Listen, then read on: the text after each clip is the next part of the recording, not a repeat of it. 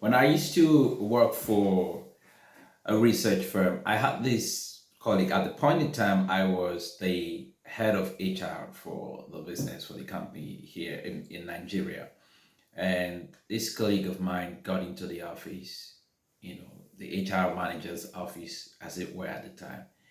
And then she started telling me about a whole lot about her boss, the relationship she had with her boss, work relationship, but that he was a terrible boss, and all the pressure she was facing, also added to family stuff and all of that.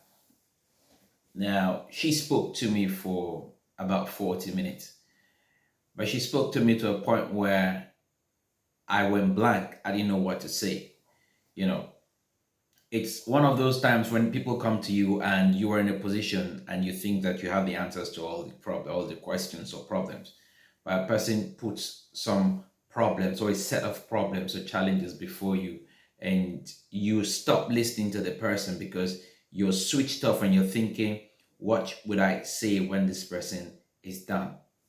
So at the end of the day, when she finished talking to me, just said to me, Stallone, I'm not expecting an answer from you. I just wanted someone to talk to, someone to listen. And I sat back in my chair and I said, whoa, thank God. Okay. But what's the point here? When we grow in our career, in our various pursuits, and we get to certain points, we feel like we have the answers to all the questions. The truth is, we don't. Also, we also make the mistake of thinking that when people tell us about their problems, they're telling us because they want a solution from us. Sometimes it's not. All they're looking for is someone to listen to them.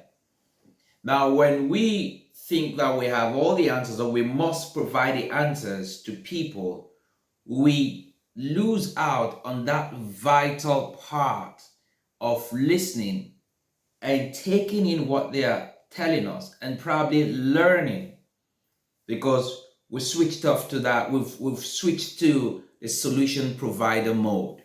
Whatever it is, I want to sound intelligent. I want to sound like, wow. It's not always like that. So that experience taught me a lot. From that time, I'm not saying I've not made mistakes, like also switch to that solution provider mode. It even happens between me and my children sometimes. But whenever I remember that story or that experience, what it teaches me, I switch back to, okay, listen first. You see, there's nothing out of place if you finish listening and you don't have an answer to that person. And you offer to do some research, to ask some questions, and come back to that person and provide a more informed suggestion. Or as coaches would do, walk with the person, kind of work with the person to co-create or co-find the answers to those questions.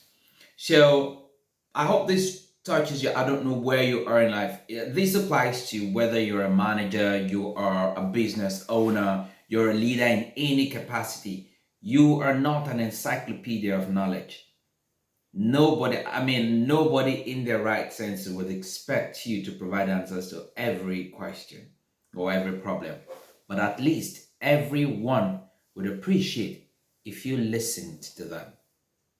My name is Stallone-Obaraemi Samuel, and my sincere desire for you is that wherever you are, that you go on succeeding by becoming a better version of yourself. Bye for now.